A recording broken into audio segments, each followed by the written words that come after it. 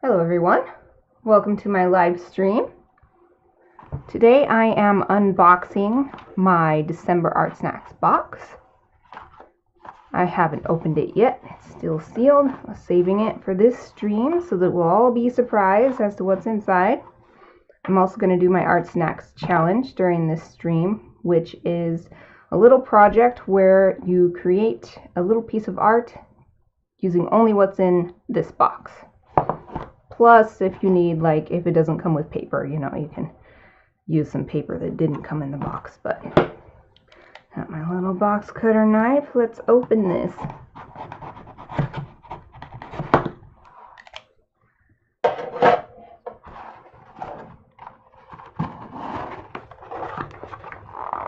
Ooh. Huge thing immediately. Ooh. Neat. A set of pens. And of course, wow, this is pretty hefty. This is their regular green paper that they usually use. And little sticker. Oh, it's so cute. It's like a little Nordic sweater. A little sticker. I've been putting them for quite a while on my little pencil shavings tin. I had to start laying them over each other last month because I'm running out of room. So this will go nicely right here. Boop. What else? They always send a little peppermint stick for December. Every year, it's like a tradition. Last thing in here, the menu, but I like to save that for the end because I'd like to just look at everything without spoiling myself, I suppose you could say. I'll open this green paper. Share your unboxing with us. That's what that little sticker says. Ooh, I hear like a pencil. Ooh. Drafting. USA since 1889. Generals. Drafting number G314. Looks like a graphite pencil. Oh, that's weird. The graphite isn't fully filling this little hole at the end. Strange. In all the pencils I've ever seen in my entire life, I've never seen a little like hole where a piece of graphite fell out. Whoa! A crank marker. I haven't gotten one of these in a long time. Wow, I've gotten a lot of crank markers, and most of them are pretty big, but this is like, I don't know, at least a third again as big as the biggest one I've ever gotten. I always get this blue color though. I don't know what it is. I've gotten it like 3 or 4 other times. I guess Crink paint markers really like me in blue. It just says K75. They always name their markers like that. This doesn't really say. It has instructions for how to use it. Whoa! This nib is huge. Can you see that well? Oh, I'll put it on top of the paper. This is huge. It's slightly angled, so that's kind of nice. So that you don't have to hold it straight up and down. You can hold it like this. Like this. This is so huge. I feel like those giant crayons that I had as a little kid.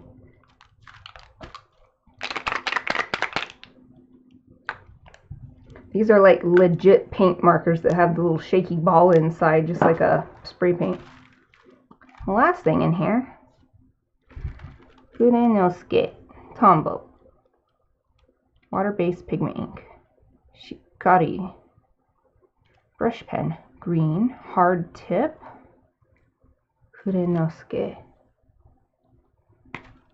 Ooh, it's so small. Teeny tiny. You see how tiny it is? So small. Wow, I've got a wide variety of utensils this time. You hear some meowing, that's Kibo. He's at my door. He's been wanting to come in my room all morning. Okay, so this has, oh wow, it's taped. I need to open it up. Taped to close this thing.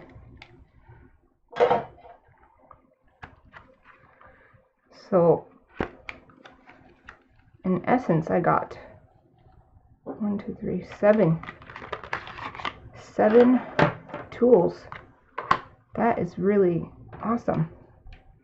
And I like these because according to this package, they're all different nib types. It's not just that they're different sizes.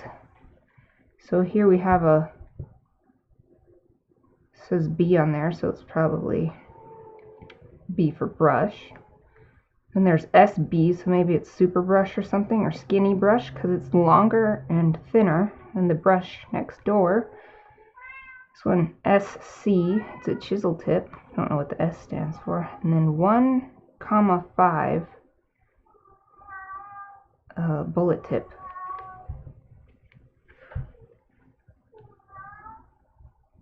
Where's English? Great Britain. Aha. Pigmented India ink. Maximum light fastness. That's good. Waterproof and permanent. That's what I like. Odorless, acid-free, pH neutral. 4 nibs. B, SB, SC, and 1.5. Oh, it's supposed to be 1.5. They have a little typo on their own pen. Is it a typo? Yeah. They have a typo on their own pen. They put 1,5, but it's supposed to be 1.5. That's funny. It doesn't tell you what these letters stand for, though. I just have to guess, I suppose. Store horizontally. Good, that's what I usually do. Let's see. I'm going to go to the menu now. Read about each of these things in turn. So the first thing on the... Oh, wait. They've got a joke. They always have a joke. Okay. What's a geologist's favorite art style? Oh, I feel like I should be able to come up with an answer. Let's just read. Rococo. Rococo. Instead of rococo, it's rococo. Silly. I knew it. I knew it would be something with rock in it. This little box is about the ArtSnacks challenge. This is about their little social media site. Okay. First thing is this Crink marker. Crink K75 paint marker, $12 retail. I can see that, $12. This thing is big and heavy. Headquartered in Brooklyn, New York, Crink makes creative tools for creative thinkers. The K75 paint marker features a 7mm chisel tip and is filled with permanent alcohol-based paint. This ultra-smooth, opaque paint maintains its vibrant color on a variety of light or dark surfaces.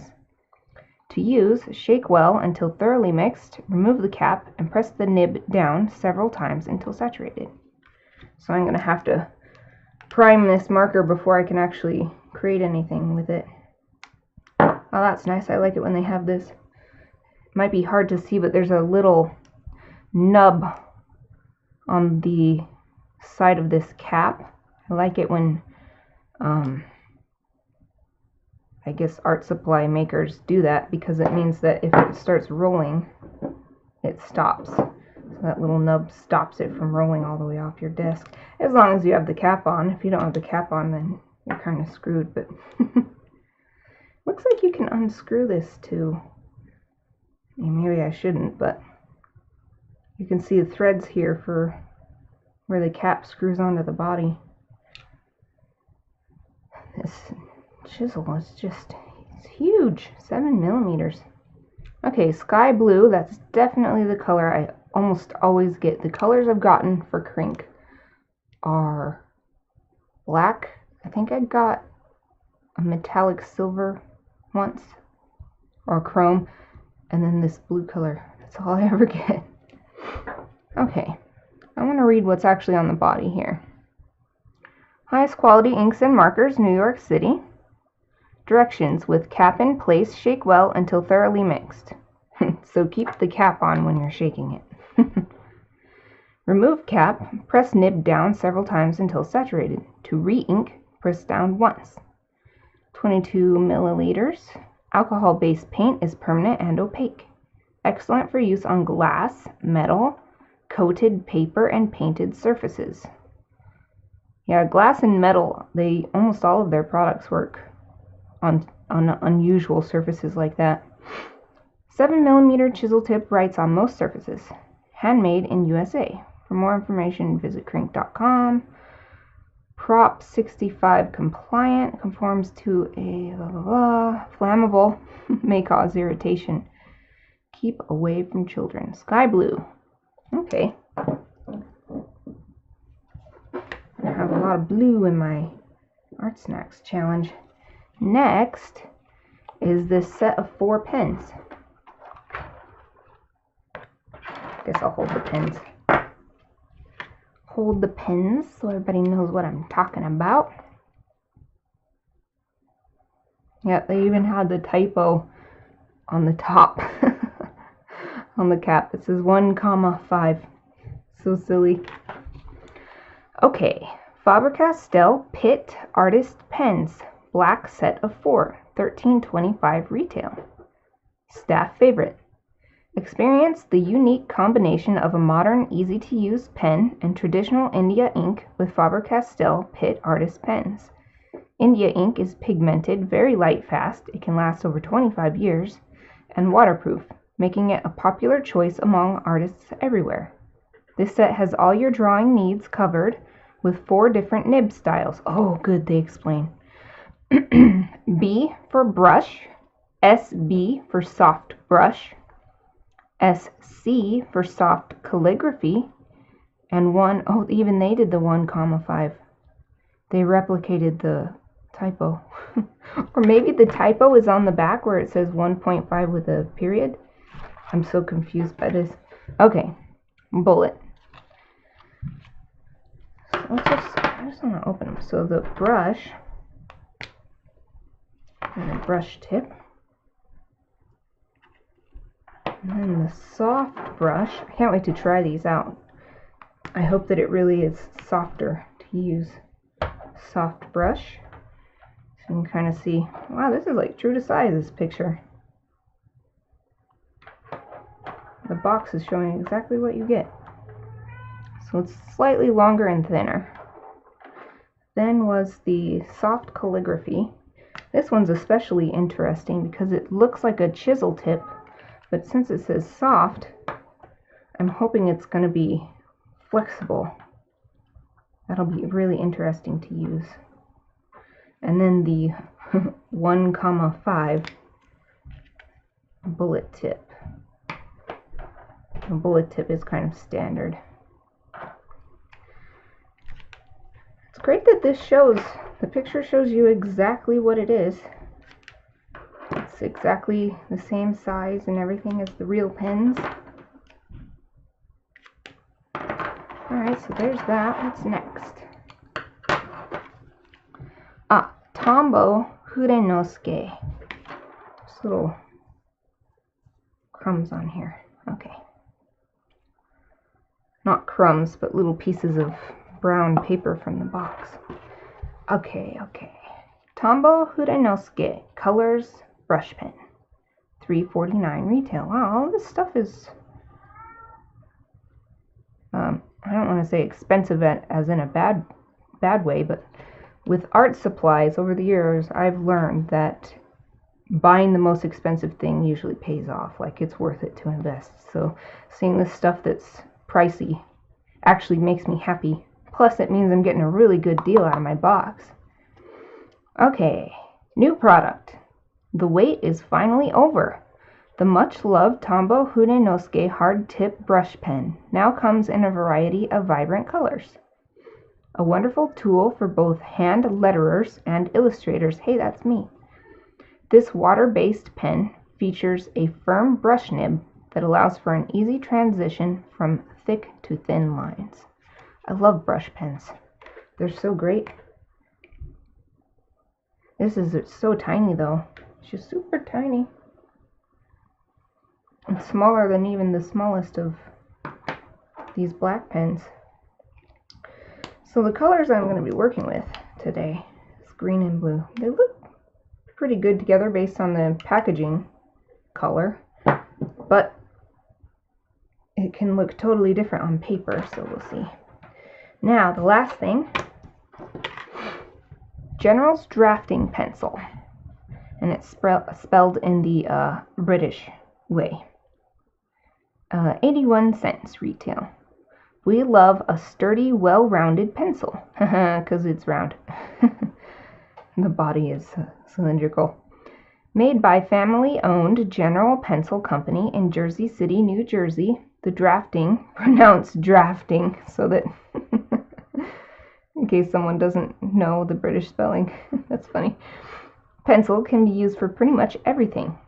It has a thick core and is made with genuine incense cedar wood. Oh, I can kind of smell it. I love the smell of cedar so much. I'm sniffing my pencil. Thank you, ArtSnacks, for making me sniff my pencil.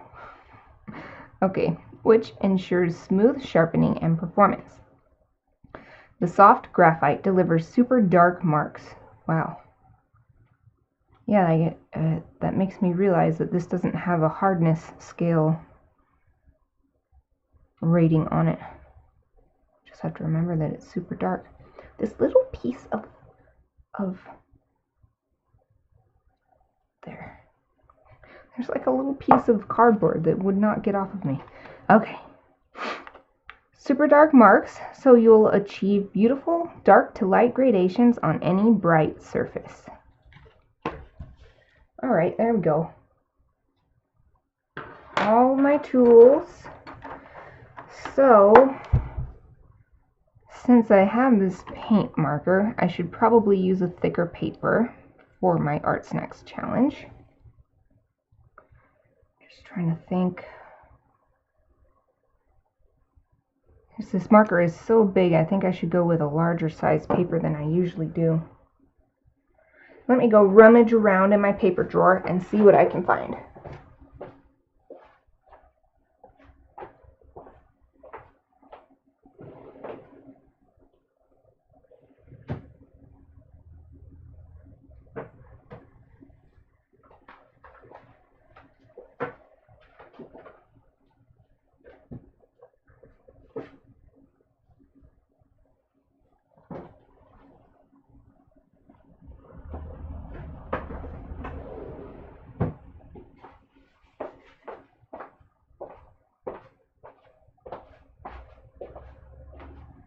Okay, found something pretty quick. I'm not sure what it is. I think it's definitely board of some kind. Just look at that thickness, super thick. But I don't know if it's watercolor board or illustration board. Either way, it should definitely be able to handle this, and it's big enough that I can get some nice marks out of this tip. It's Crescent brand, but it doesn't say what it is exactly. But it should work. It definitely came in either an ArtSnacks box or a Pigment and Palette box. Pigment and Palette is no longer in existence, but it was similar to ArtSnacks, where they sent monthly art supplies. So I still have stuff from them sitting around. But, let me get my sketchbook real quick. Just want to test these all out. This is my last page, I think. Yeah, this is the last page. I'm going to flip it over so I don't get it on my sketches. on this page, especially since this is supposedly a really dark pencil.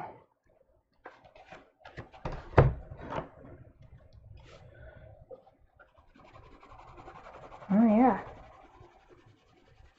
Oh yeah, they weren't lying. Look at that. It was from light to dark really easy.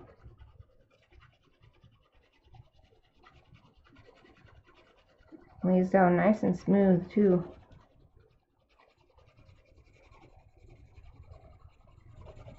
Cool. Oh, there's that pencil. Tested that out. Won't be able to see the colors that great on this brown paper, but I guess I'm more interested in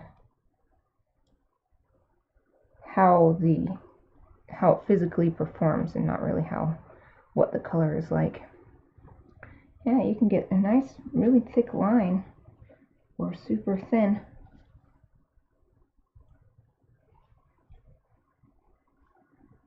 You can still do the tiniest little stippling if you want on the tip. Little dots.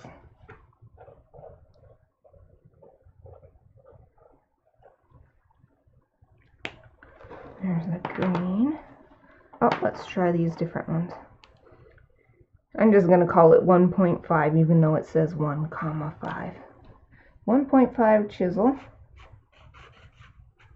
Yep, it's your standard chisel, not much variation in line. It's nice and juicy though. That's always good. So B was, I guess I'll do them in the order that's on there. SC. So this is the soft calligraphy. Whoa! It is so soft. It's as soft as a brush. Man, they mean it. I didn't expect it. I was hoping it would be soft, but I didn't expect it to be this soft. Wow. Wow, wow, wow. That's really neat. Since it's a calligraphy, let me try writing something.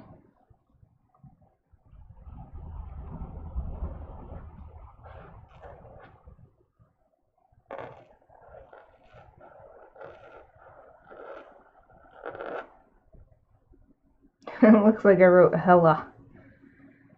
I meant to write hello, but whatever.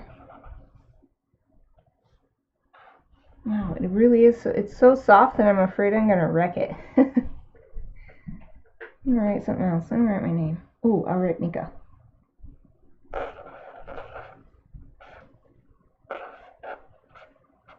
I'm not very good with it. I just keep smashing it all the way down instead of. Maybe if I need to be a little white. Mika. Oh, not very good with it. Wow, it is so surprising though. Soft calligraphy pen. Okay, next on the list was the soft brush. So just go over here. Go this way. I've got this big bend in my paper right here. This is the one that was longer and thinner.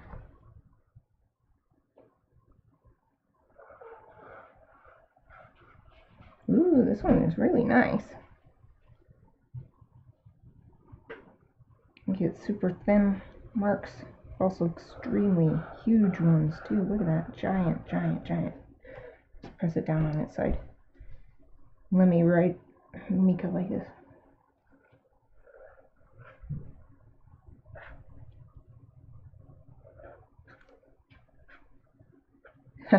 That's more what I like. This is good. This is a good one. I like this soft brush. Let's see next. My stream is looking kind of jumpy today. I hope it's not my OBS. Just doing some movement to see if OBS is looking jumpy. Doesn't seem like it's my OBS. It must be something with the internet connection. Whew. Well, I'm not going to stop then. If it's the internet connection, there might not be anything I can do about it. So this last pen is the just plain old brush. So let's see what it can do. Oh yeah, it's a lot firmer. That means you can get even teeny tinier lines. So tiny. since the tip is shorter, you can't get these big super thick lines.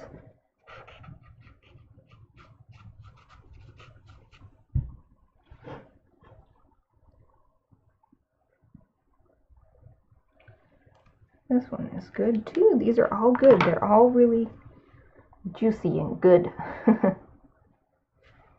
Now, the last thing is this cream marker.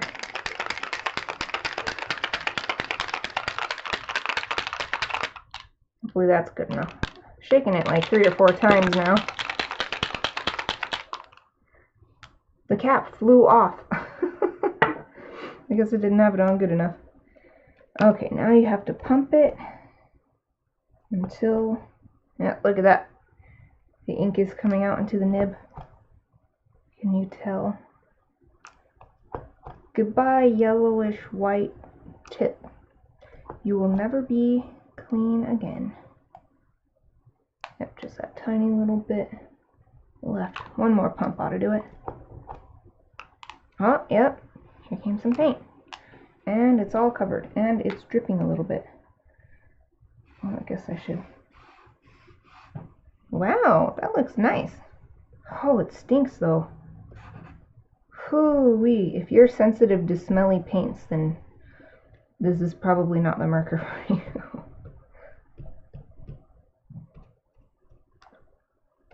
Can flip it over and use the tip to get smaller little dots out of it. Or stamp the big side to make big ones. Yikes, I wish it hadn't leaked on here though. Let's see. Good, I still have a paper towel in here. Hold on, I'm gonna get a paper towel and wipe this off.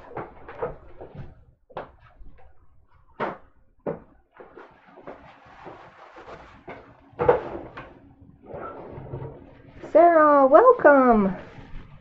Did I make it in time? Seems like it. Well, you missed the unboxing part, but I haven't started my actual challenge yet. So there will be still plenty more to see. This is just me testing out all the different supplies. This marker was leaking all over the place. Well, down the side, so I wanted to wipe it before it made a mess. Before it actually got all over the place. There, I think I got it.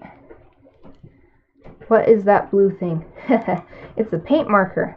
It's extremely smelly. Is this bleeding through? Oh, yep. Good thing I got this super thick piece of artist board for my challenge.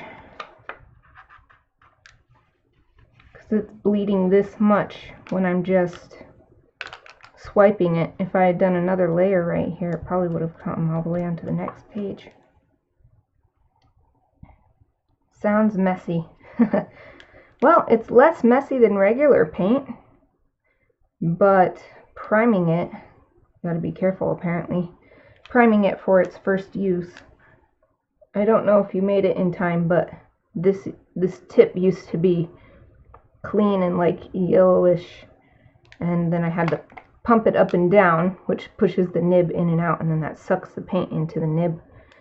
But that's why it got all messy, because it wasn't full yet, so I pumped it again, but that just made way too much paint come out.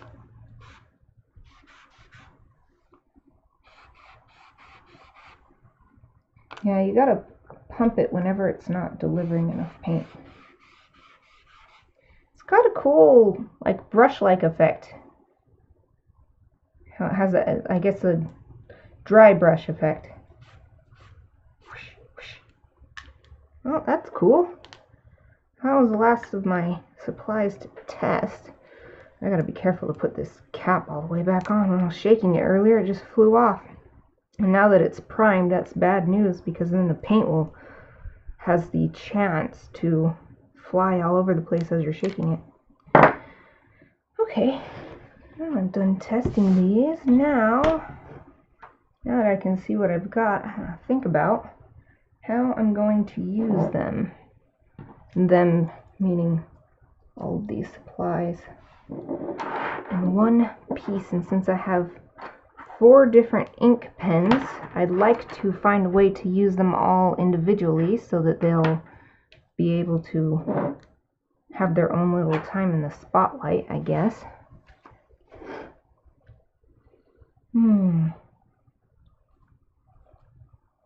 The chisel and the brush make pretty similar marks.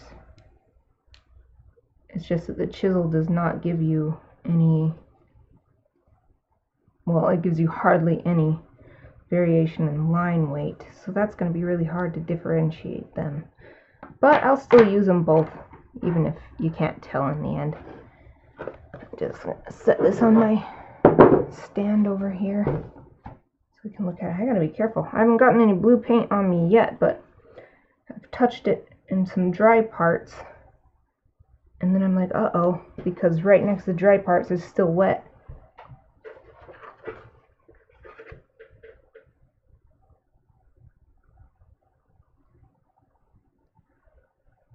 Oh, that was fast. I didn't even know you went away.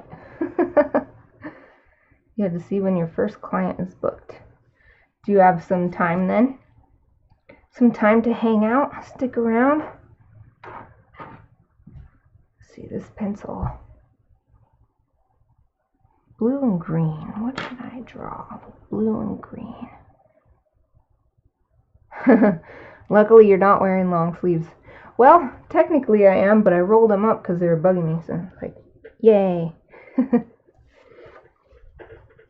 Yeah, and I don't like to have my sleeves long anyway in case I smear, even if I'm using, say, a pencil. And I'll get the sleeve and it'll go psh, and I'm like, no.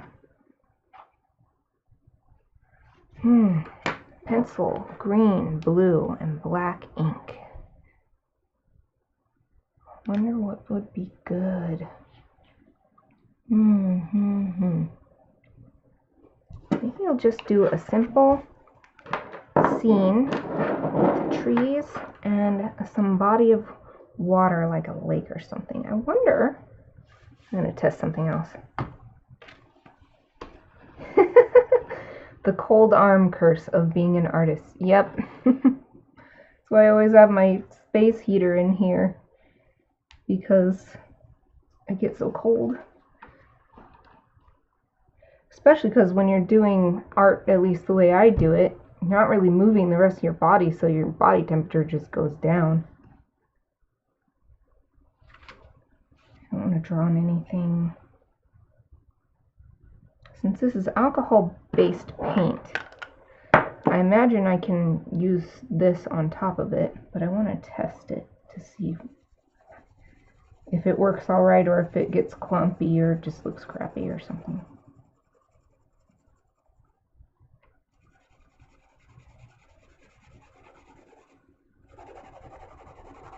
Yeah, it seems to work pretty much like normal. There's a couple little spots where the paint really gripped some graphite and made it like a super dark spot, but it's not terrible. So I was thinking I could put the blue down first for the lake and then draw on top of that.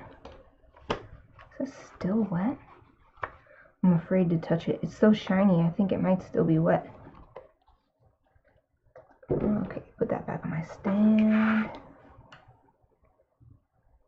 Maybe I should draw the trees first.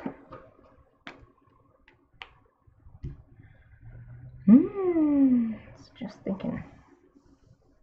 Or maybe I should draw a blue sky and a line of trees and the body of water. And then it will reflect both the green and the blue. Okay, I'm gonna try it. I'm gonna try it.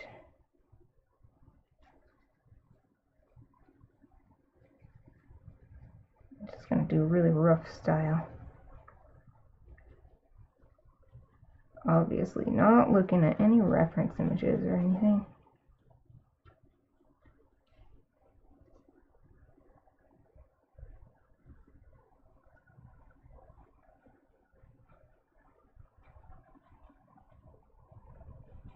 I wonder if maybe I should draw the reflection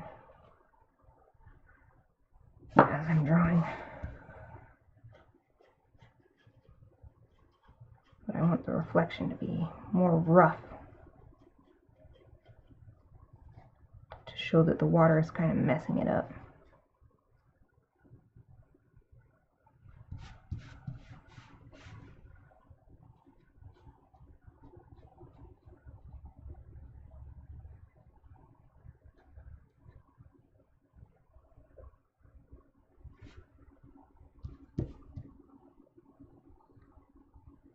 It's good to see you streaming again. How is Soon doing?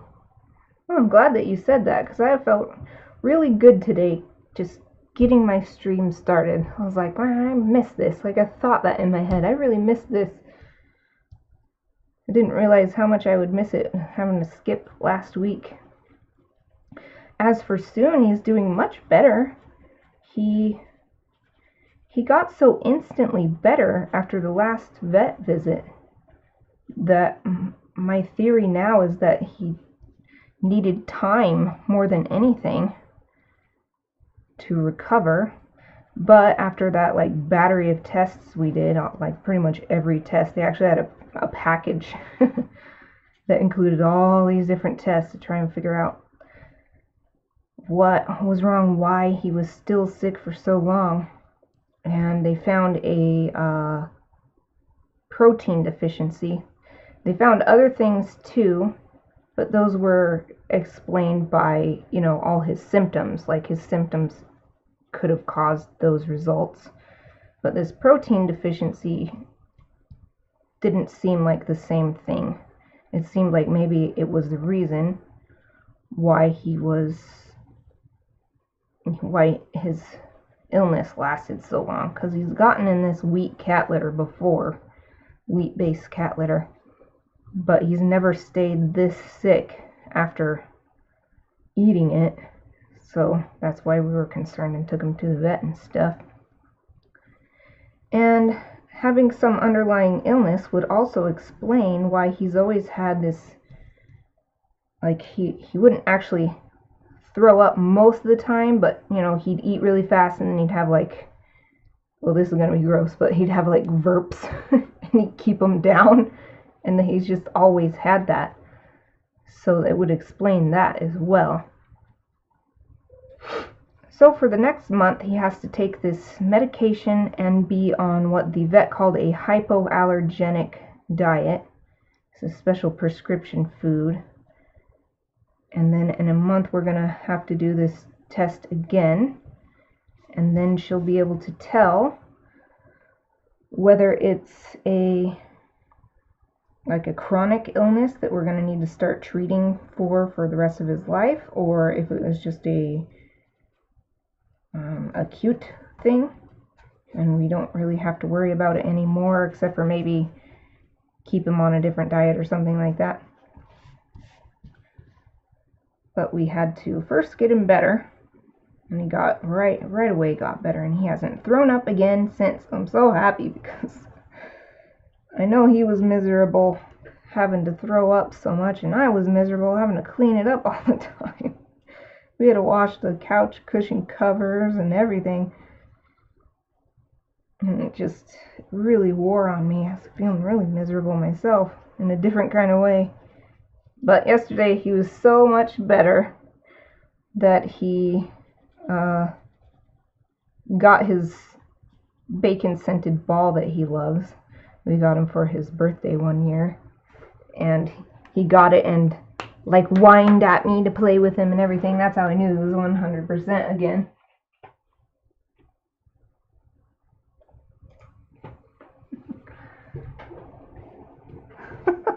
Unbelievable.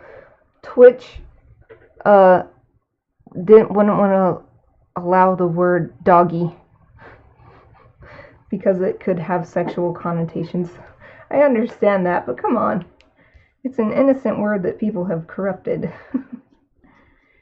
I guess it's my fault for putting the filter on, but I never know what people might want to put in.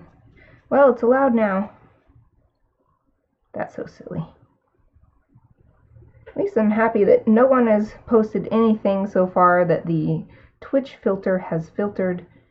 No one has actually tried to put something bad in the chat.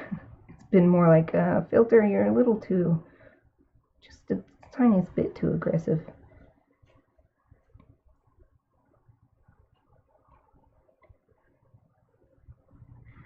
And it's such a relief that Soon is better. Still, I was just so tired. Just so stressed out and tired. But yesterday, I watched a movie, a documentary about Hayao Miyazaki, well, mostly just following him with his a very recent project that he did. And it was just so inspiring. Just some of the things he said, some of it was like practical advice as an artist that I could use. For instance, one time he said that you can't just make motion, you have to remember what the reason is for a character or something to be moving, like, and that's how it looks so good, is because he thinks of stuff like that. That's why his movies are so good. But then there was other stuff that was sometimes just relieving to see, wow, even this famous, world famous, amazing guy has these same feelings as me, like just being exhausted or being frustrated or not being able to get something to be the way you wanted it to. Well, there's my tree line, reflection in the water. This one is looking darker than the other, so I'm going to add a little bit more to the other trees. I think it's because this pen is getting dry from working on this surface for so long.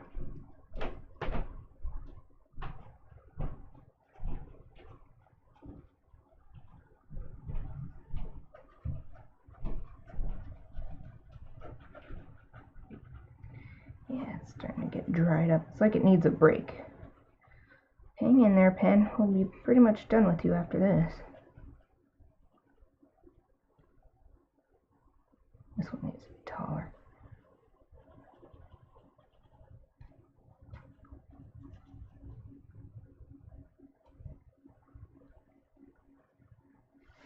There, how's that? I think that looks a little more even, the darkness of the green and the reflection. I didn't get out of bed until almost 1 p.m. because I couldn't muster the energy to get up. Oh, I understand that. Like all week this week, I've just been taking a lot of naps and stuff. And then, you know, I'm napping and then I'm not doing stuff that I wanted to do, and then I feel bad about it, and so then that makes me feel worse, and I'm so used to that cycle that at least this time I was like, I know I'm gonna feel better if I can just get through this. And I saw that video last night, that movie. We went to the theater to see that documentary.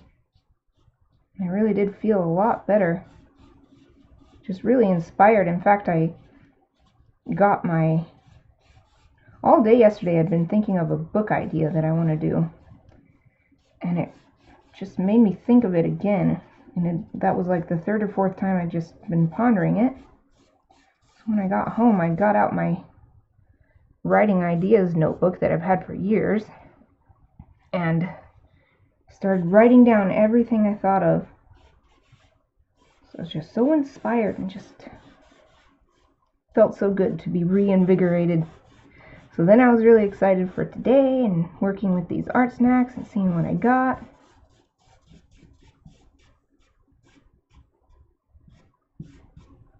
Oof.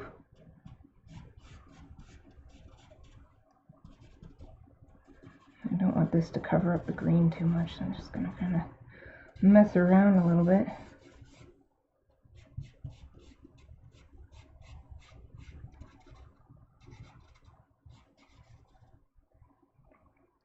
Just play around and have fun. That's why the art snacks are so fun, because even if I don't like what I make for my art snacks challenge, it doesn't really matter, because it's not the point.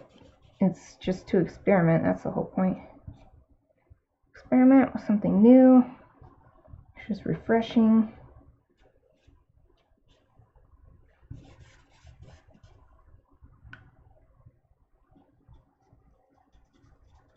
I'm using the tip to do some smaller lines in between the trees.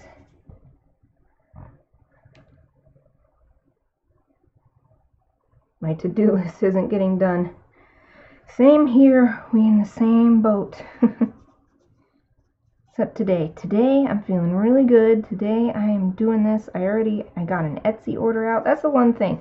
Whenever I get an Etsy order, I never fail to get it out. Like the next business day. So if I get an Etsy order at 6 p.m., I'm not going to get it out because USPS isn't picking up that late. But, you know, first thing next morning, I am on it. So that's probably another thing that helped energize me for today, because I got an Etsy order yesterday evening. Like, yay! That's something to fill out. The blue doesn't look very even. Is it reflecting a lot? No, it's probably not even, because on purpose I'm doing like swipey marks, since I know there's no way I'm going to be able to retain this, like the green brush, because this blue will just cover it up. So on purpose I am doing lighter marks, and I'm utilizing this sort of dry brush effect that I saw it has when I was testing it out on my sketchbook. So this is just going to be the base. Then I'm going to use the black pens and the graphite pencil to add details. And hopefully it'll look pretty good. Hopefully it'll be at least recognizable what I was trying to do, if nothing else. Just trying to make, oh, gotta be careful, this stuff is sticky. Trying to make a reflected tree line. That's what I'm going for.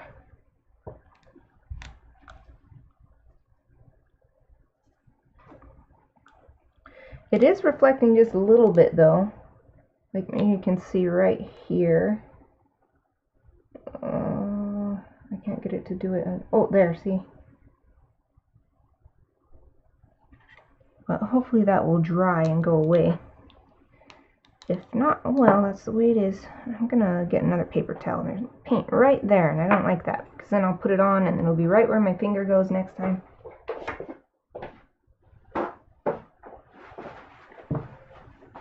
I like to keep my art supplies tidy so that I don't have any accidental marks because I didn't realize that it was messy, and then I got it on my hand, and then I got my hand on the page.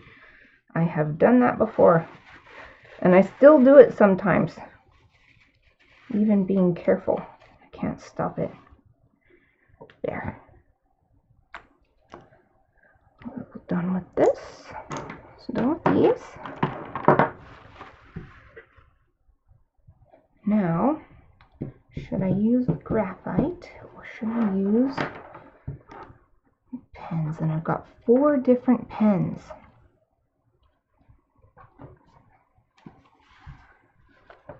I've got the bullet tip, which makes pretty much the same size of line. But I could also get some good stippling out of it. Didn't try that. Where'd you go, bullet tip? There you are. Let's try stippling with it. Oh yeah. Good stippling. That's those little dots.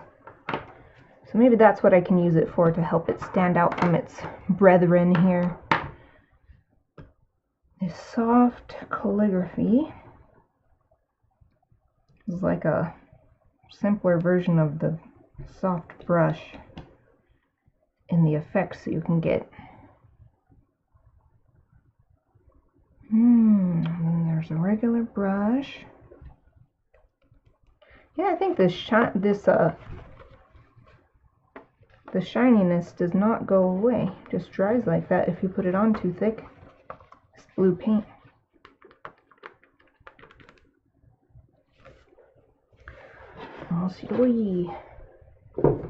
And also I need to think of how I'm going to use the graphite pencil.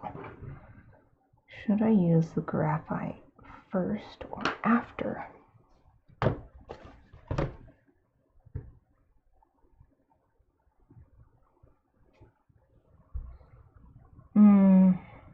I think I'll use the graphite after. I don't want to risk it. I've had pens in the past where I've gone over a large amount of graphite like this, and then it clogs up the tip so that the ink doesn't come out well anymore.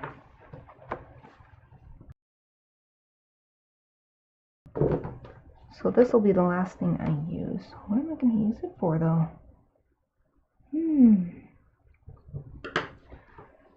That's what I want to do first. Is add a line for the shore. What shall I use for that? Maybe the soft calligraphy. So then I can get a sort of squarey kind of line. That meowing is Kibo again. He came back. Came back to let me know that he's lonely and he wants to be in here and sit on my lap.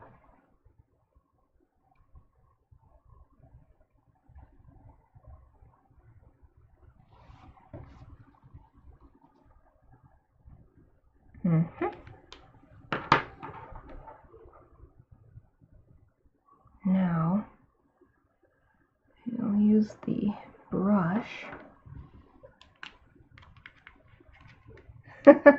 LMAO. What, Kiba?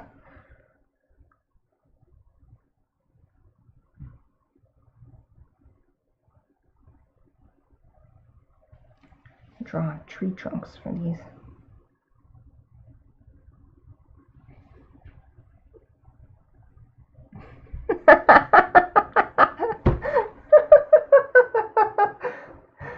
I thought Kibo was one of my cats. I just yelled out, "What?" That is so funny. I'm always surprised. I'm always surprised when I watch my own recordings, which I don't always have time to do, with how well the camera picks up the cat's meows and stuff. That's so funny that it happened to you too. That's so good.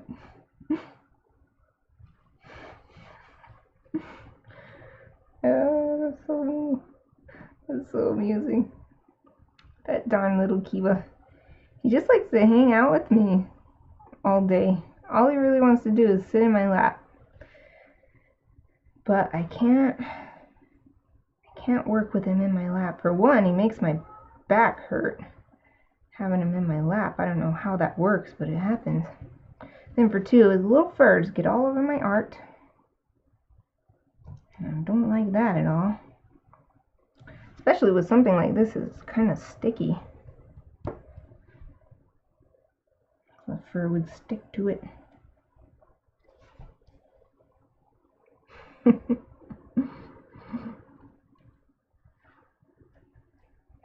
I'm surprised Tom didn't yell.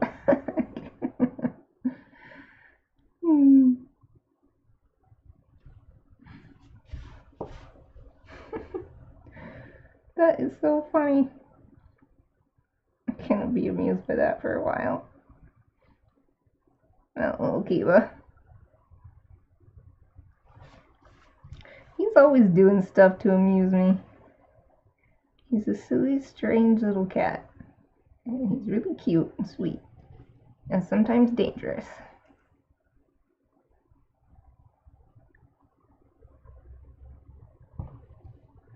Sometimes you gotta watch where you're walking. If you walk by him, you need to look at him as you walk by because he might swipe at you. He likes to swipe at pant legs. As they rustle by him, I guess.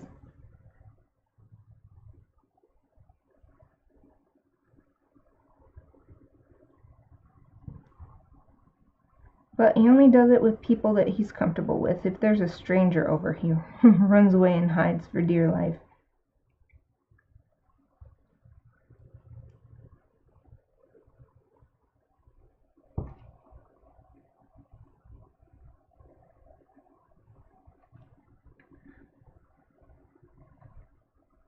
I'm using sort of the Bob Ross technique for the tree trunks. I saw this in an episode once, watching on PBS a few months ago.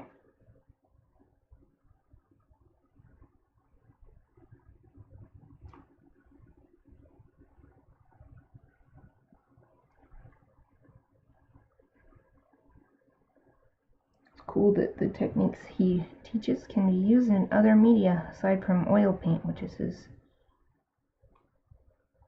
thing, what he usually uses. I don't like oil paint.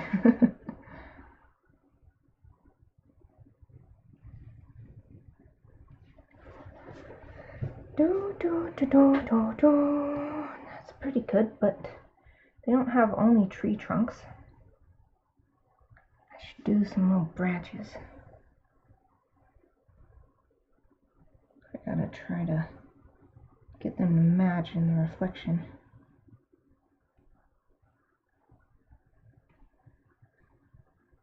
Doesn't have to be perfect, but let's have one at sort of the same reflected spot as another one.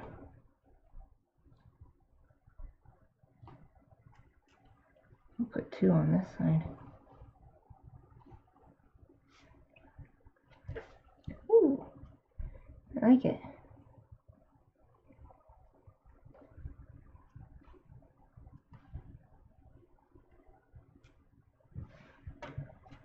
Yay! It's looking more and more like trees.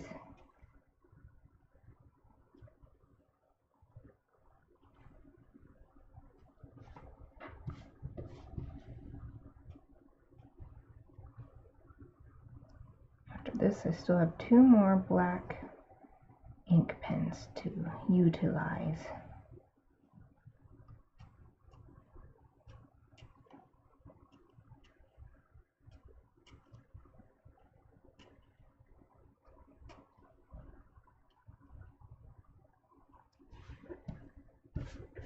Turn it over for this side. Boop, boop, boop.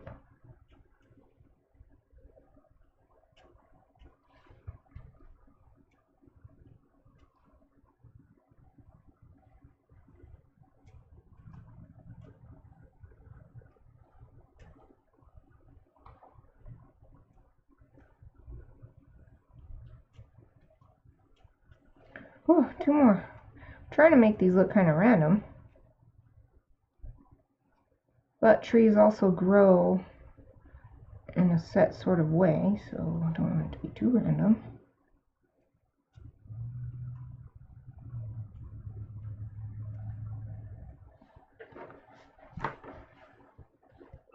Yeah, that's pretty good. That looks kind of like a forest.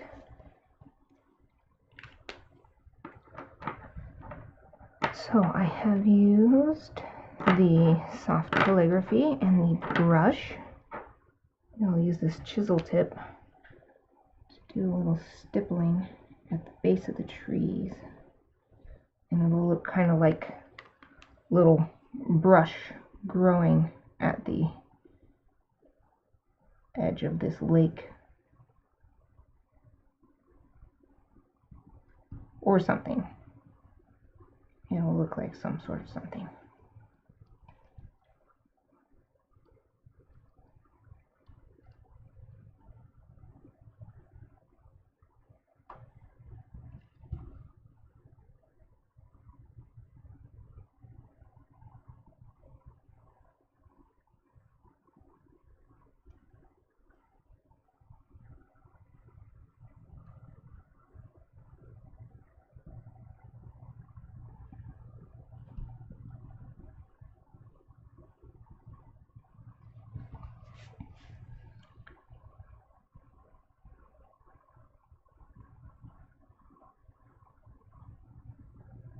Trying to mimic the shape. Not each individual stipple mark, but just the overall shape as it rises and falls. This takes a lot of forearm strength.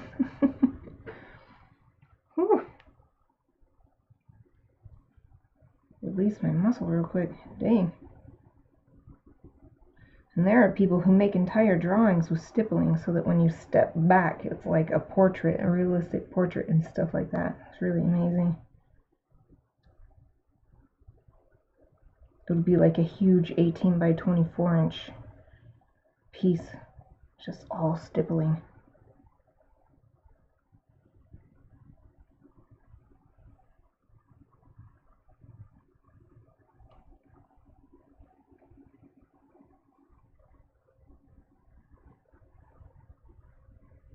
There's an impressionist painter who did something similar too, using sort of the RGB theory, color theory, created a huge painting, like a mural or something, of like Victorian era people enjoying a park.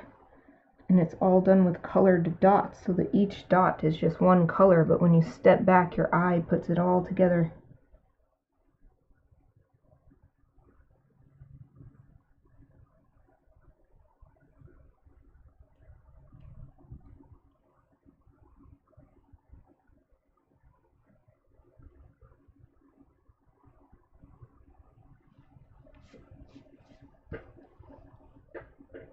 It's looking nicer and nicer, just nicer and nicer.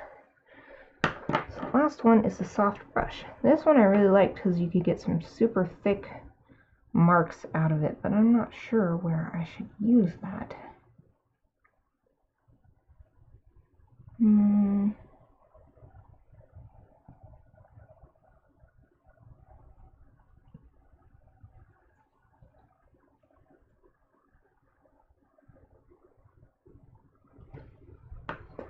Maybe to define the outline of the trees a little bit more.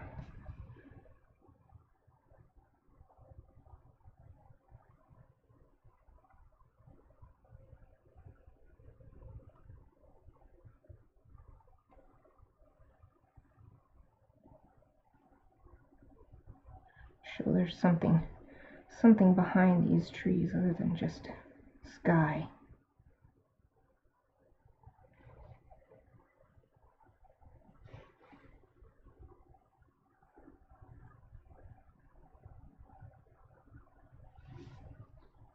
Such as more trees.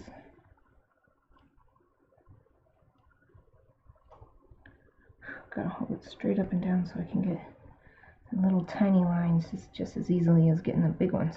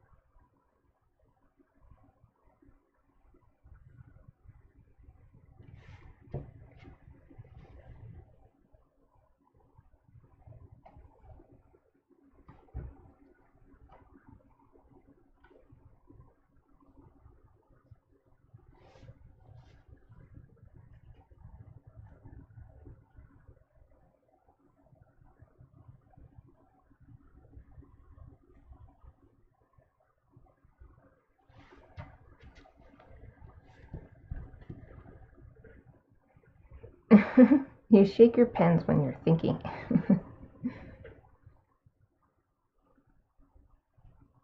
I've noticed that before, especially when I'm watching my own stream, to make sure that it's coming through all right, because there's always a little delay. So I'll see myself doing it a couple seconds after I've done it.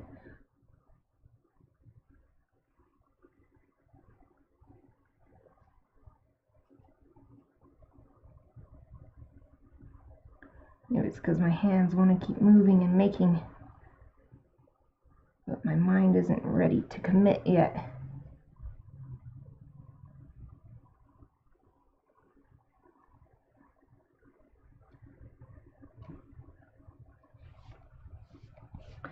Okay, now to make a reflection, but I want it to be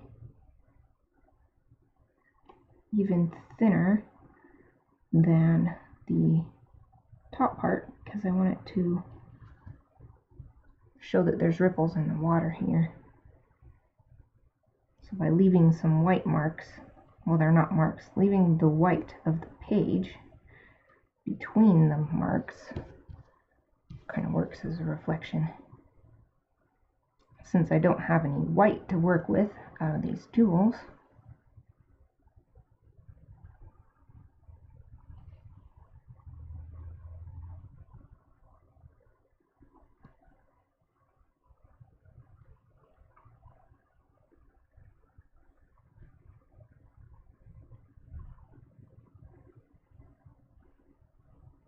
making it all really thin for the reflection.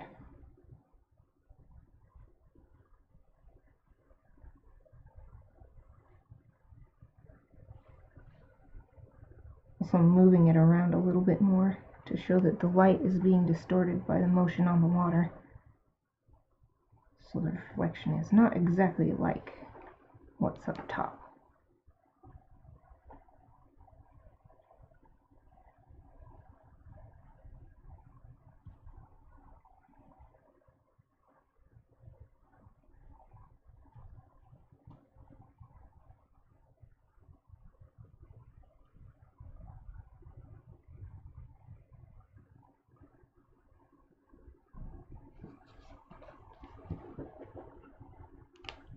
Okay, now I have used each pen and done a different thing with it. So all that's left is this drafting pencil.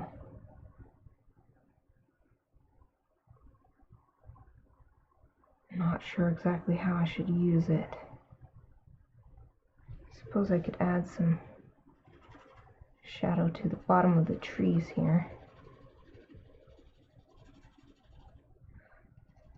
to show that it gets darker as it goes lower because there's more trees blocking the light by that point. More greenery.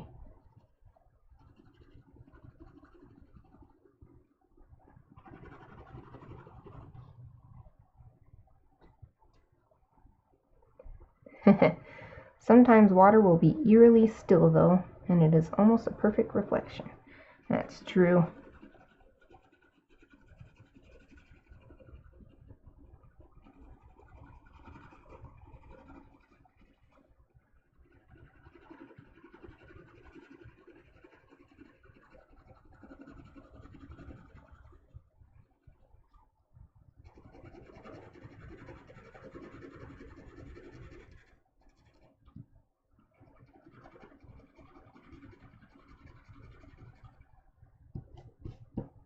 The graphite reflects the light, so it's kind of weird because it is making the green darker, but it's making, whenever I get it onto the black ink, it kind of makes the black lighter whenever my lamps hit it. It's doing the opposite effect on the black ink.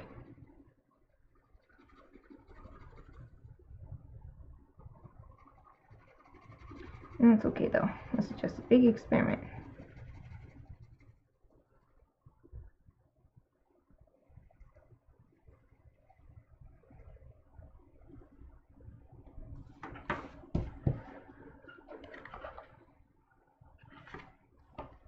And do just a bit in the water.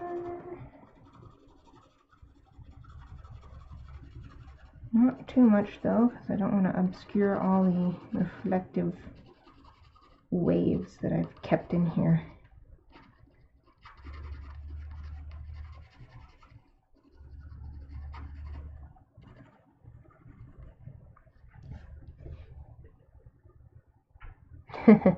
Like something supernatural is about to go down. Yeah, it feels that way. It's all super still. Well, it's what they call the calm before the storm. And everyone's like, oh man, what's gonna happen? It's not right. All the birds are quiet. You can't hear any rustling of forest creatures.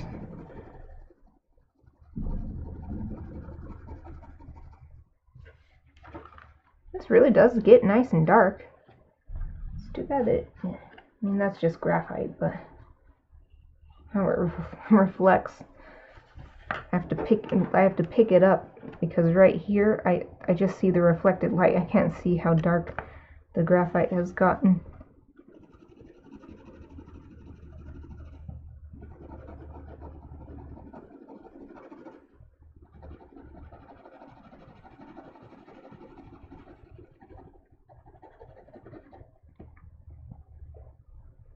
Aw, I hate birds. But in nature, no bird sound is too spooky. Yep, this is not right. There's something wrong if there's no birds.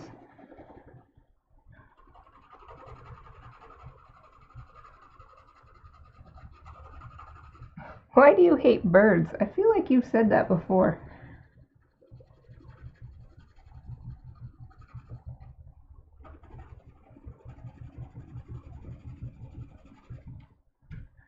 shaking my table doing this.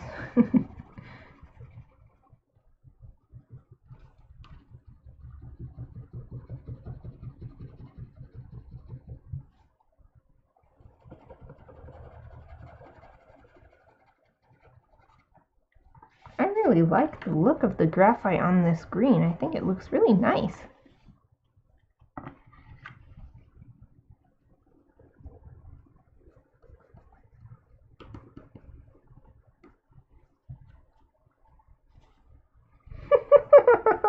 You're so silly. They freak me out. I hate their beaks and their weird feet. I hate their dead eyes and the way they bob around. You're super silly. Oh, that's so funny. I think the way they bob around is adorable. They're just like checking stuff out. Like,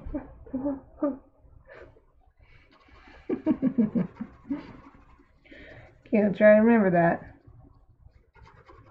I won't draw you any birds for Christmas.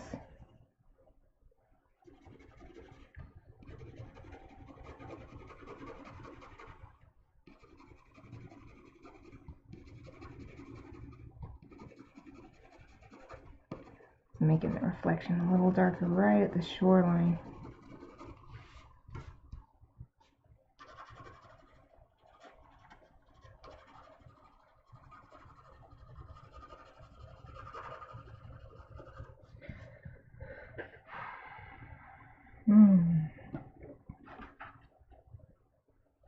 Looking pretty good, I think, for a piece that only has 4 different colors of stuff.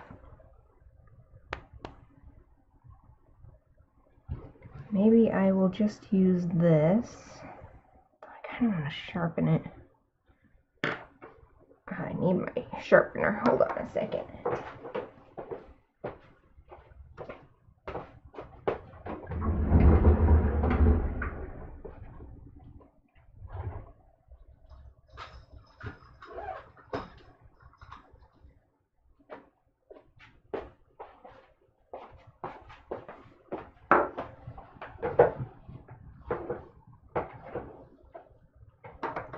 Carletta, welcome! Thank you for joining me! Yay! 2 buddies in my chat today.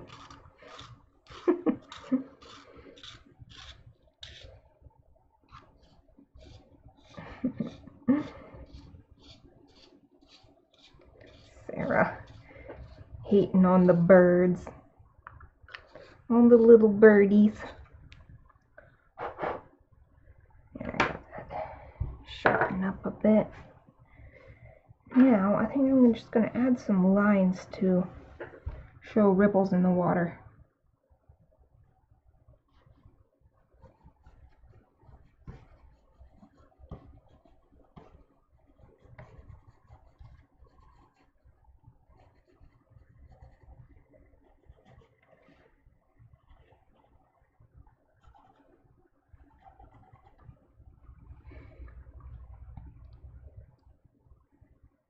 My stream was buffering, so I missed conversation. Oh, yep, we were just talking about why Sarah hates birds.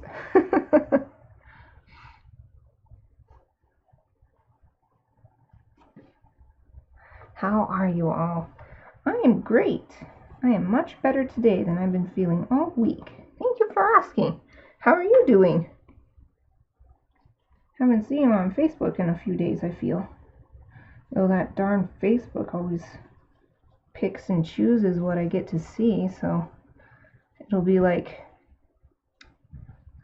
what looks like a new post to me and from a friend or something, and it'll be like from 2 days ago. I'm like, why didn't you show me this yesterday or the day before? Why are you only showing me this now? I hate how it does that. I don't want it to pick and choose. I want it to just show me everything in chronological order.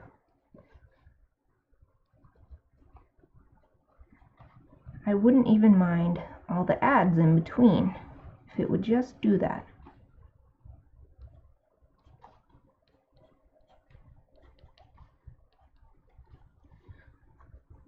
making the lines really small over here because it's farther away from the viewer. And also closer together because of the same thing. Same thing is happening.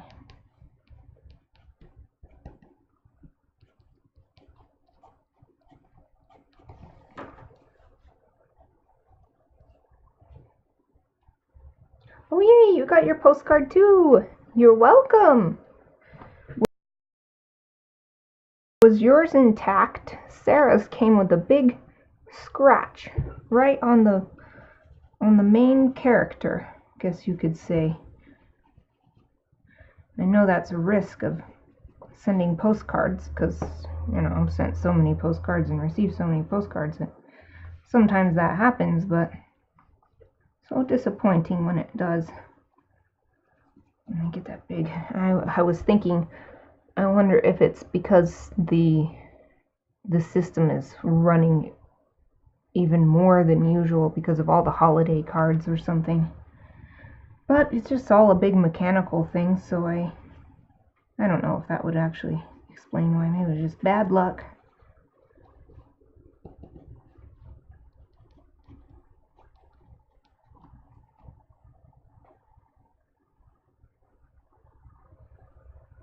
Ah, you've got a cold.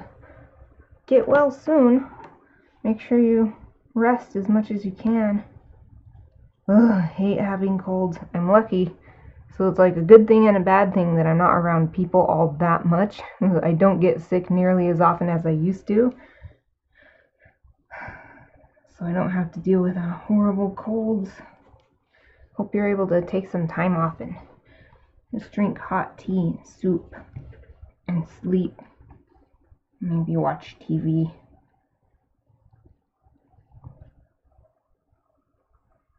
This is about that time of year though. I think it's because people gather, and since it's cold, they gather in indoor enclosed spaces. I think that's why people get more sick this time of year. That's my theory. There's not really anything you can do about it. Or at least nothing I can do about it because I don't want to miss all the holiday fun. Luckily, I haven't gotten sick. I'm thankful for that. I haven't gotten sick this season yet. But I'm starting school next semester, so who knows, I might be getting a lot more sick.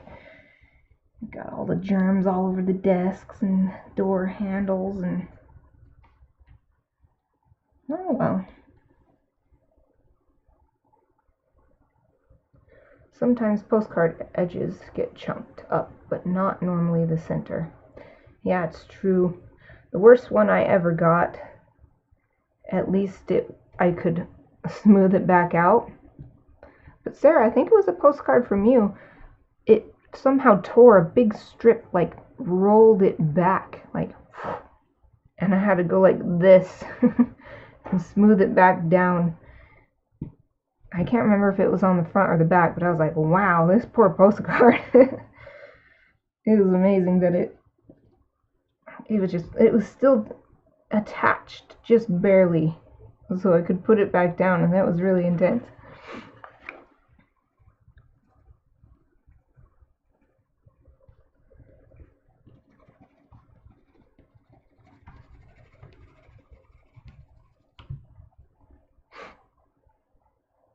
Okay, I'll be here until you get back. I think, unless it takes like half an hour.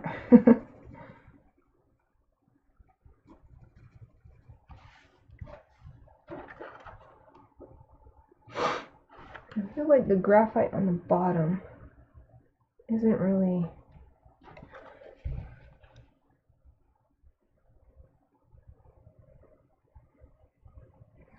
doing much.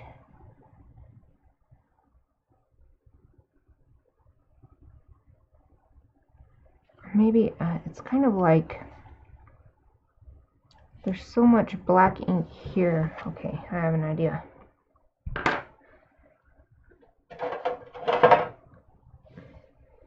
I'm gonna just do a little border black ink.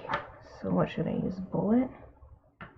Ooh, maybe it won't even be a border. I'll do a line but it won't be a border. Then that will add more black, because we got this black line through the middle, and then it's just kind of boring here. But if I do this, oh wait, this isn't the right one. I want this one.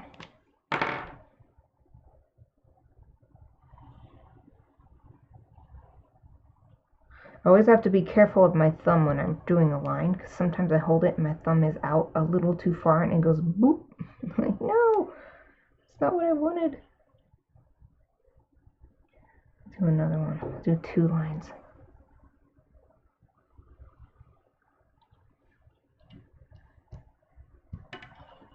And I'll do some on the top, maybe just one. Just one across the top. Just to make it more interesting looking. Just for fun.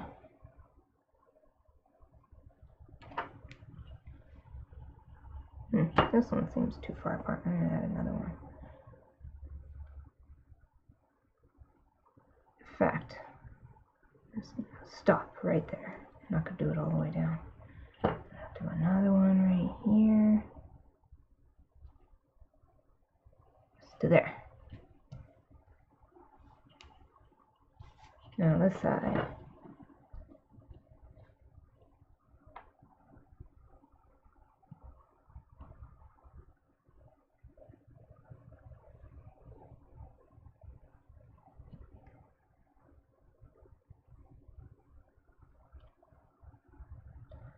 Trying to get them lined up the same so they're parallel. Didn't really do it on the other short side.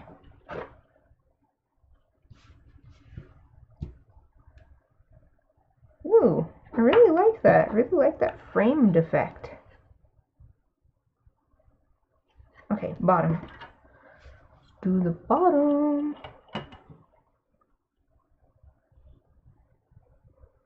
It's so fun and relaxing to just do something like this and not worry about whether it turns out good or not. Just experiment.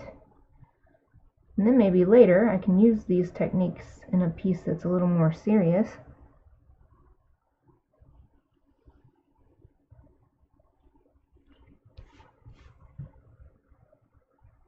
I'm going to do one more on the bottom. Higher up than the others. No, wait, I'm going to do a little bit and then a little bit and it won't connect in the middle. Oops, it's swaying down. No, don't swing down. Sideways. Oops, I did it again. Oh well. It's actually kind of cool. It looks kind of like a branch. Alright, I'm going to do it again. This time up higher again and even shorter.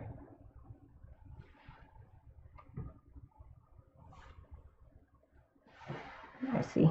It's because my hand always goes a certain way.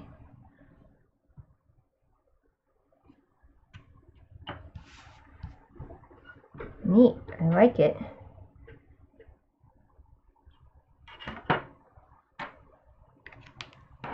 Now though, I want to just fill this part all the way in with black. This particular line.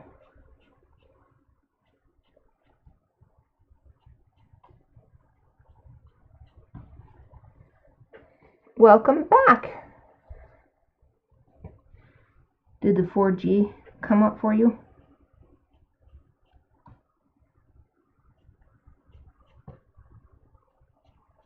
My phone can be pretty bad about that. Luckily, I'm usually just at home, so worst case scenario, I can just turn on the Wi-Fi.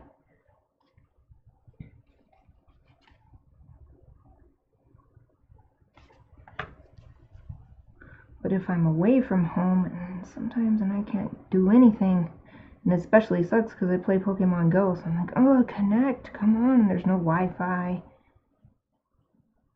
Everyone else on different networks is all connected and getting this like legendary Pokemon raid or something.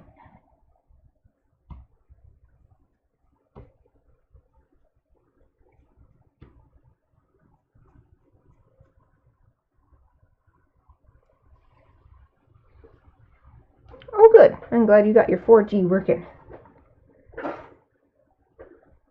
am I drawing with today? Oh, thank you. I'm glad you like the trees. That was my idea for how to use this stuff. So what I'm working with, this is my ArtSnacks box for this month. So in the December box, they gave us this acrylic paint marker. I think acrylic, or was it alcohol? I guess it's probably alcohol and acrylic. Anyway, it's a paint marker, and it has a huge nib. It's gigantic. So that's the blue on here. And this is water-based pigment ink. It's a brush pen, and it's green. So I did the trees with that. And this is pretty cool. I like this pen set a lot because most pen sets that I get in these boxes are just 4 different sizes of the same pen, or maybe 3 different sizes and a brush pen. But these are like totally different tips, so you can do a lot of different stuff with them. So I made sure to use each individual pen and try to use the strength of each nib in here. And then this is a drafting pencil. It's a graphite pencil. And I use that to make some shading here and put little ripples on the lake. But now I think I just want to finish doing this thicker black line around the edges. Although I might also like it like this because it feels kind of open. So it feels framed on the sides, and yet it feels like it continues on. So maybe I won't do it at the top and bottom. I just kind of don't like this. Maybe if I use the blue pen again. Ooh, thank you for hosting me. Awesome supplies. Yep, I'm really happy with this month's box. Like so many brush pens. I love brush pens. Like this is a colored brush pen. This is a more standard brush pen. This one's a soft brush pen. And then this one, they call it soft calligraphy. But it works to me like a calligraphy shaped brush pen. So like if you put them all together, there's like 4 different brush pens. Yay! I'm just gonna, probably doesn't matter that much, but I'm just put a little blue right along the edge up here, because I can still see white peeking out.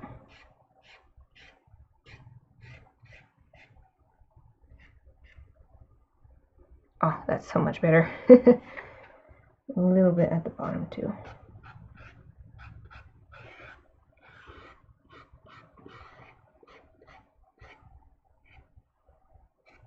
There. Yay, that's what I was having a problem with. I want it to feel like it does go on, and so having that little bit of white left was kind of ruining that effect.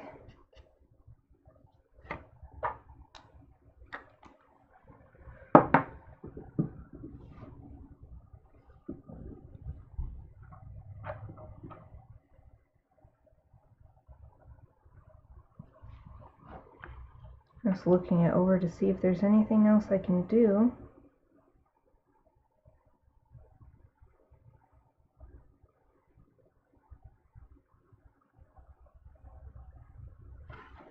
Add a little bit more dark in some areas down here.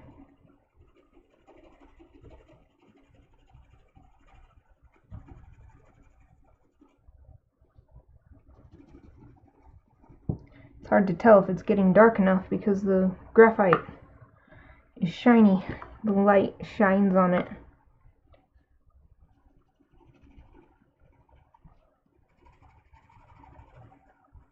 I gotta pick it up to see the effect.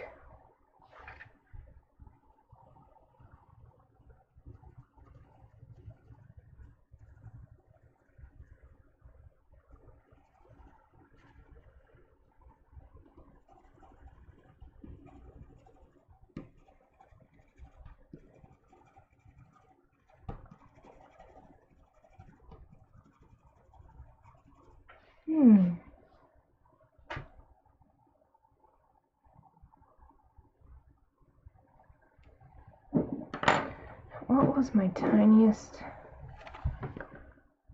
marks? Maybe the brush pen.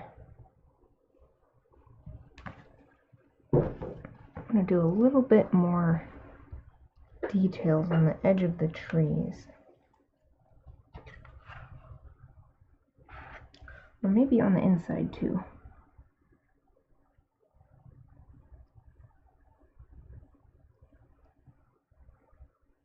So I'm going to help define their shape a little bit more.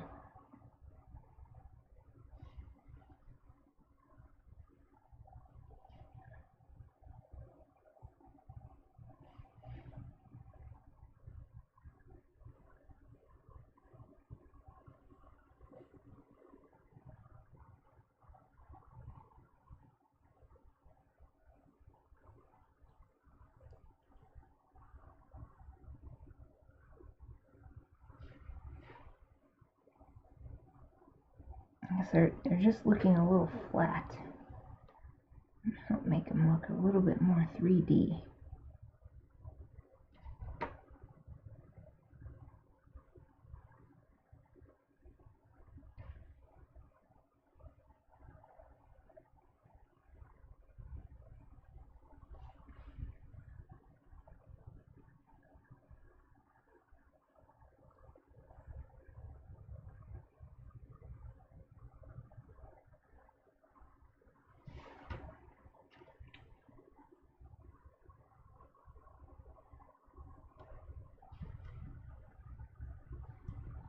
Especially these big ones with relatively large areas of green.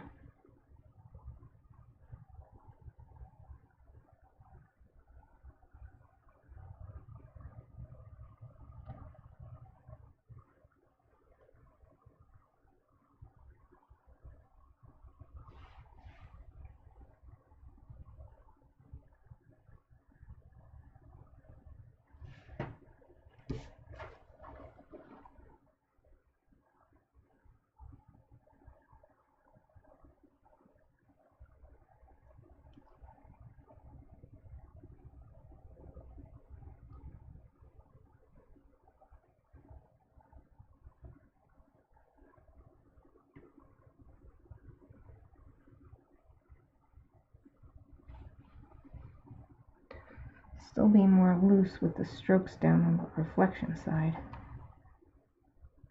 So I want it to look distorted by the water.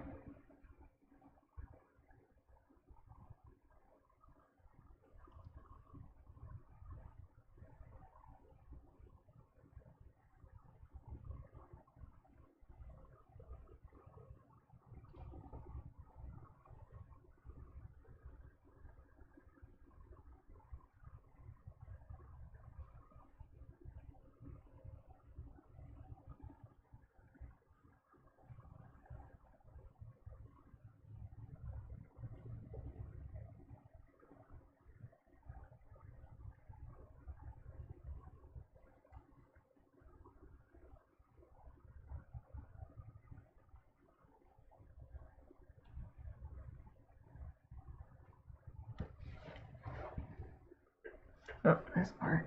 Did I miss this one? I think I'm gonna miss this tree.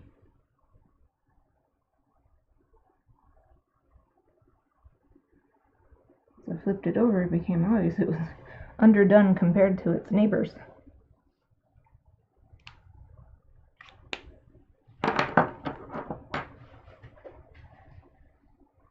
Whew.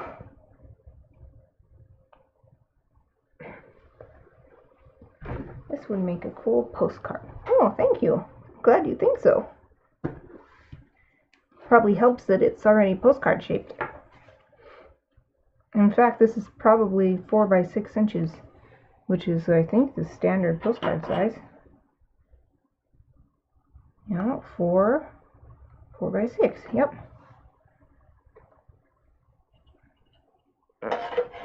Oh, put my ruler away. Well, I wanted to stream for a couple hours, but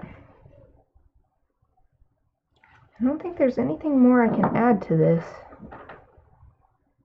using only these supplies. Unless I draw a little bird in the sky. Just like that.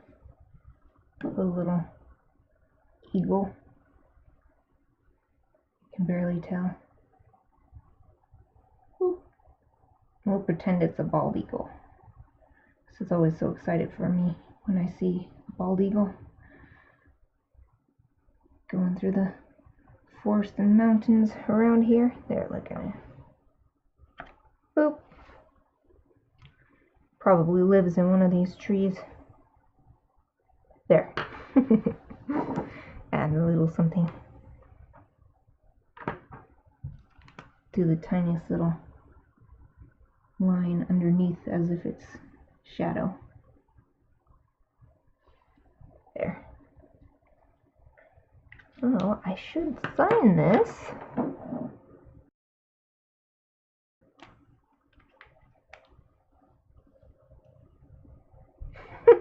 Sarah, bird. Danger bird. Carletta, I love seeing bald eagles as well. They're so amazing. When I see one and I'm like, is that a bald eagle? And I'm like looking at its head. Is its head white? Oh. And when I can definitely tell, I see them a lot whenever we make a trip to either Portland or to Seattle. So we drive and it's just like, it's so amazing. It's like such a special, like you feel like you've seen some lucky animal or something, some good luck totem. I don't know. It's just really, at least for me, it is so exciting. Of course, I get excited almost any wild animal I see. I see a little groundhog. I'll be so excited. They like to be by the side of the highway, just looking. I'm trying to see where I should sign this.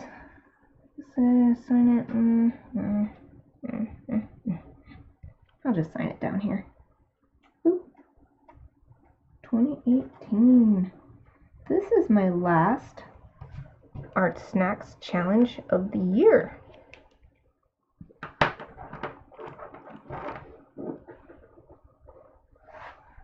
It's a dinosaur. I don't think I've ever seen a bald eagle in the wild. I wonder if they're in how common they are on the East Coast. Because they're actually pretty common over here. When I used to live on the other side of the state, we were right next to Yellowstone National Park. So driving even, 50 miles outside of town was a good chance to see a bald eagle.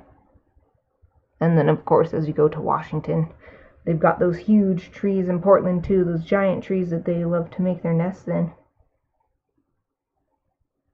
Is it your last stream of the year? Hopefully not. Hopefully we don't have any more super stressful issues like last week, where I'm like somewhere that I didn't expect to be all day. And then I'm just exhausted by the end of the day. Let's see. How many more? Where's my calendar? Today is the 14th. I think I'm going to be doing 2 more streams. There's 2 more Fridays, and it's been my goal to stream every Friday. And then I think there's 2 more Fridays before school starts for me, and I'm going to switch to doing my streams on Wednesdays in order to work with my schedule better, my school schedule. So hopefully this is not my last stream of the year. Hopefully this is my 3rd to last.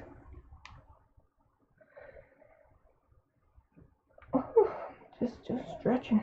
We have a couple of nests near where I am. Oh, that's so cool. Oh yeah, because you live kind of out in the country, right? Are they just in trees, or are they? I know some people have built actual like nesting sites where the trees have been all cut down, so they'll build these super tall like eyries on poles, kind of like telephone poles. I know we have some like that here, though not for bald eagles. There's a little tiny nature reserve near my house, and I think that it's more peregrine falcons and red-tailed hawks like to use those ones. But I don't think those nesting sites are nearly as tall as what bald eagles prefer. They're only, I'd say, 1 or 2 stories high, but I think the trees the bald eagles prefer are like 4 or 5 stories high.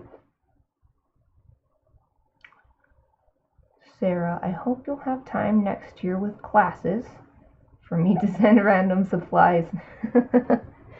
Well, it would give me a streaming topic, unless I have too much homework. I was thinking that streaming could be a good opportunity if I have homework that is streamable for my classes.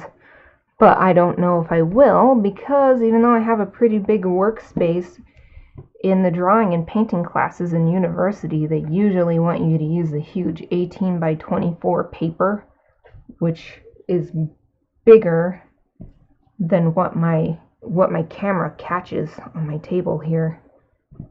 Or it fits perfectly, so when I need to turn it around, it would keep bumping the camera and stuff. But if you want to send a little supply package, you know, I'm always open to it. I'm still going to try to do my ArtSnacks challenges, so I could do ArtSnacks one, and I could do Sarah Snacks. That's ginormous. It is, and it's awful. Like, I don't like working that big. I used to prefer working this tiny, but now I like to work a little bigger, like 9 by 12 with the 18 by 24. And then you have to fill the whole page in order for your assignment to count, which is understandable. It's like, dang, it's so much charcoal or whatever. It's so much paint filling that whole space.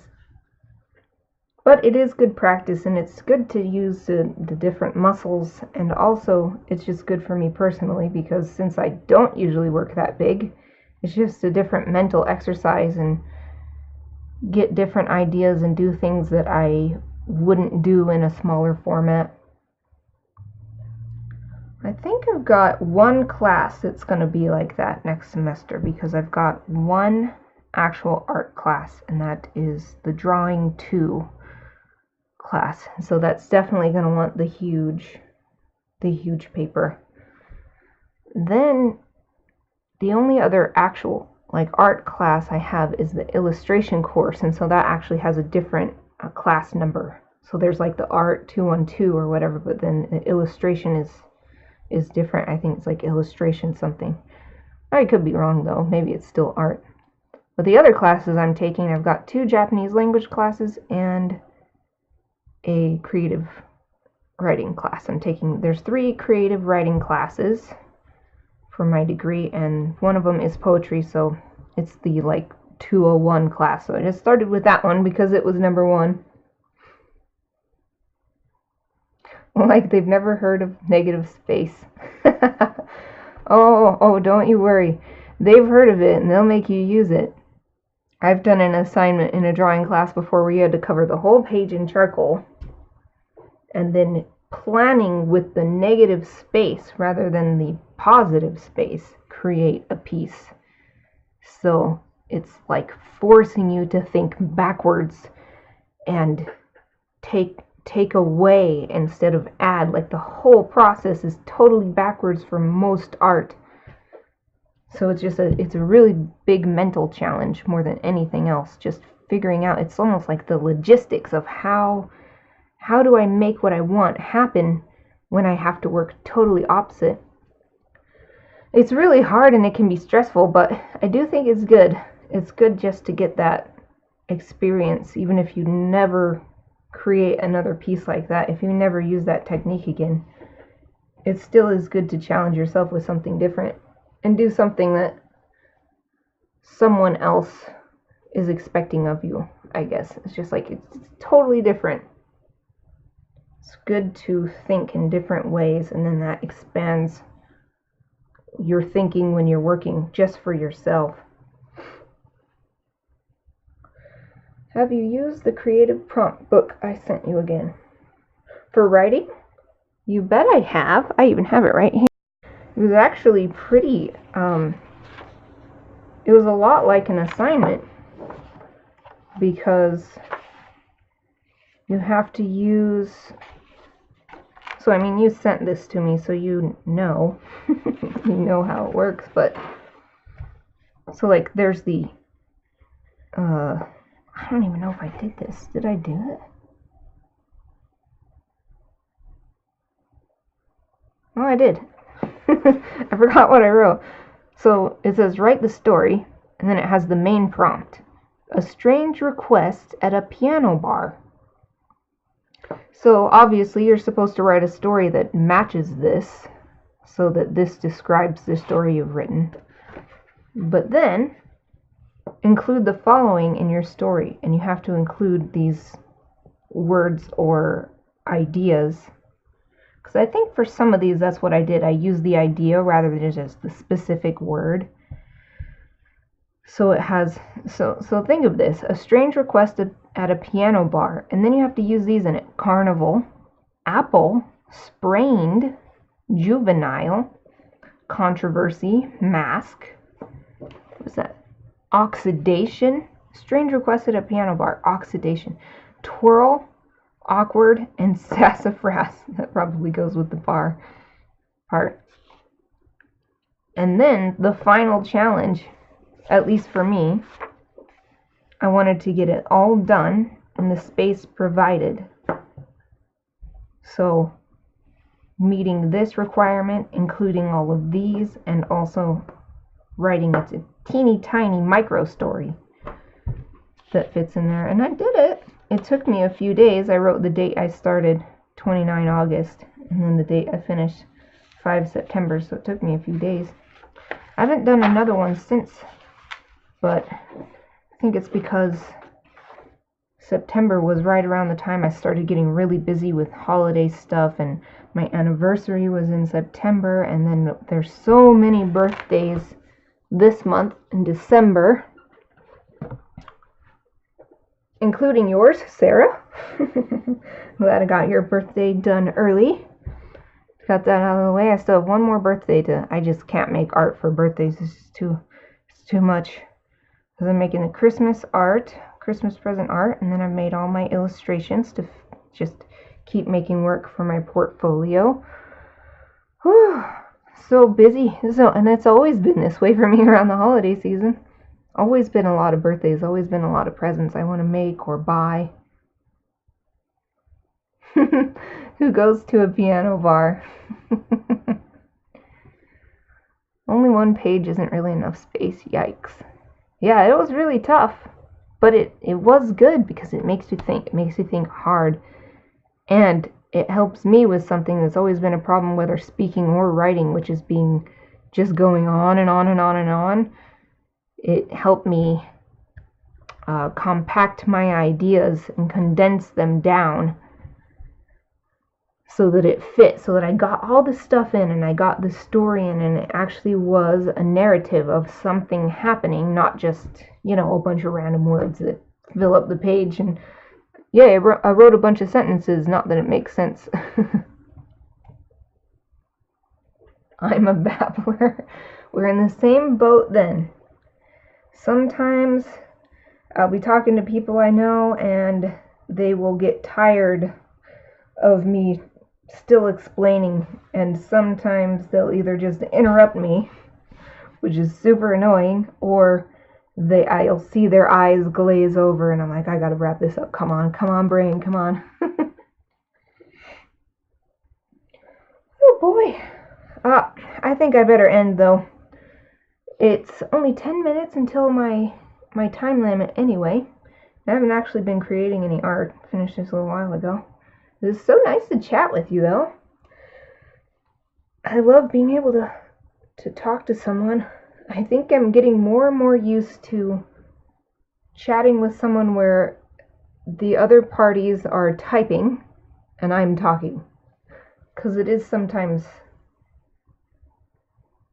I guess it's good for me with how I am, where I just carry on. Because then I don't see those glazed eyes and I don't get interrupted.